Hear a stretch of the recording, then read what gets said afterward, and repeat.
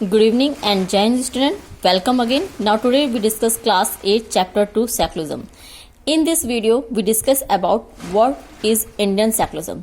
In last video we discuss about what is secularism. Means secularism का meaning क्या होता है, यानी जब कोई स्टेट किसी भी इंडिविजुअल किसी भी रिलीजन को प्रिविलेज ना देके ऑल रिलीजन्स को इक्वालिटी देती है, सबको एक समान समझती है, किसी को भी पार्शियलिटी नहीं करती है, उसी को सेकुलरिज्म कहता है। मीन्स धर्मनिरपेक्ष, किसी भी एक रिलीजन को ना मानकर सभी को इक्वालिटी देना, किसी भी एक रिलीजन को ऑफिशियल रिलीजन ना मानना।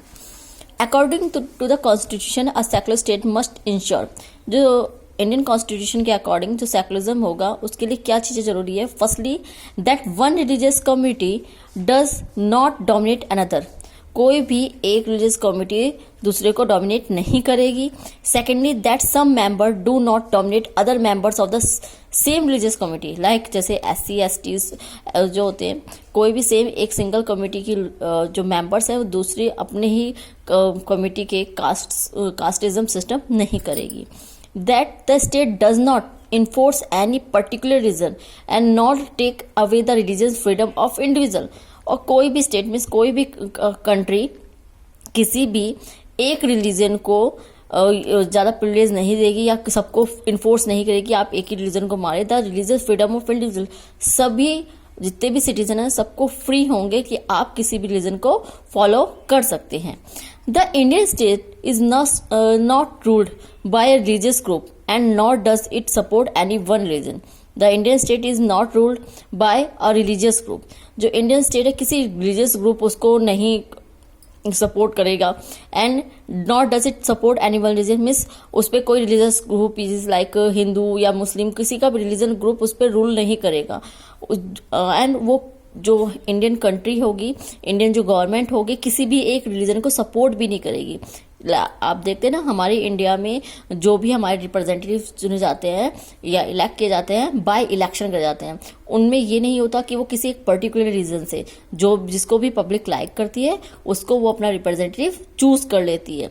तो यही कहा गया the Indian constitution, the Indian state is not ruled by any religious group. Indian state किसी भी एक रिलीजियस ग्रुप को से रूल नहीं करेगी और ना ही किसी रिलीजन ग्रुप को सपोर्ट करेगी। In India, government spaces like law, courts, police station, government schools and offices are not supposed to display or promote any one religion। और जितने भी इंडियन गवर्नमेंट के जितने भी ऑफिसेज हैं, लाइक लॉ कोर्ट हो गई, पुलिस स्टेशन हो गया, गवर्नमेंट स्कूल्स हो गए, ऑफिसेज हो गए, वहाँ पे किसी भी वन रिलीजन को प्रमोट नहीं किया जाएगा। वहाँ पे सर्वधर्म यानी सभी धर्म को समान समझा जाएगा, किसी के साथ एक किसी भी सिंगल रिलीजन को प्रमोट नहीं किया जाएगा। In order to support the sentiments of all religions and not interfere with religious practices, the state make certain exception for particular religious communities in order to respect the sentiments. जितने भी religion सबके sentiments को समझा जाएगा, means सबकी जो भावनाएं उनको समझते हुए किसी भी एक रिलीजन में इंटरफेयर नहीं करा जाएगा। आपकी मर्जी है, आप अपने रिलीजन को आप अपने धर्म को मान सकते हैं, आप उसको किसी भी तरह फॉलो कर सकते हैं, जितने भी अपने रिचुअल्स है उनको फॉलो कर सकते हैं।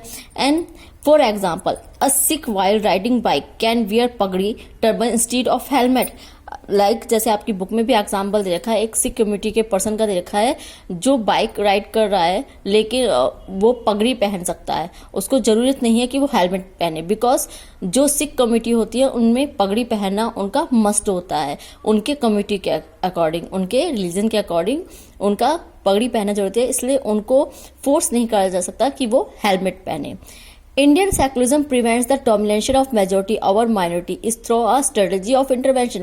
और सेकेंडली जो इंडियन सेकुलरिज्म है वो मेजोरिटी को इतनी पावर नहीं देता कि वो जो माइनॉरिटी है उनको डोमिनेट मीन्स अपनी पावर का मिसयूज करके जो माइनॉरिटी के पर्सन है उनको परेशान करे, टीज करे या किसी भी तरह अपनी पावर का मिसयूज करे।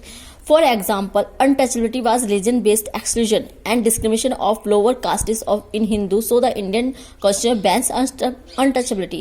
Like इंडिया में जो भी हिंदू धर्म से जो बिलोंग करते थे वो क्या करते थे, lower caste means SC caste के लोगों को अनटचेबल समझते थे, उनको डिस्क्रिमिनेट करते थे। किस रीजन से? उनकी कास्ट से रीजन से, बिकॉज वो शेड्यूल कास्ट से बिलोंग करते हैं, वो हरिजन है, वो दलित है, इस रीजन से उनको डिस्क्रिमिनेट करा जाता था, उनके साथ भेदभाव किया जाता था, उनको अनटचेबल समझा जाता था, उनसे छूत का व्यवहार किया जाता है।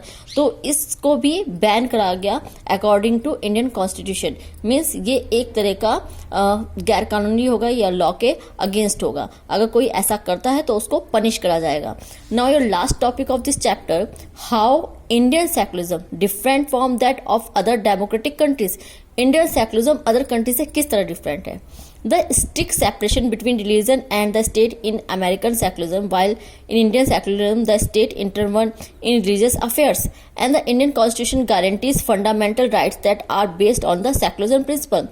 Because कोई भी secular means किसी भी religion से के अकॉर्डिंग कोई भी इस तरह की प्रॉब्लम होती है तो उसमें कोई गवर्नमेंट इंटरफेयर नहीं करेगी, है ना।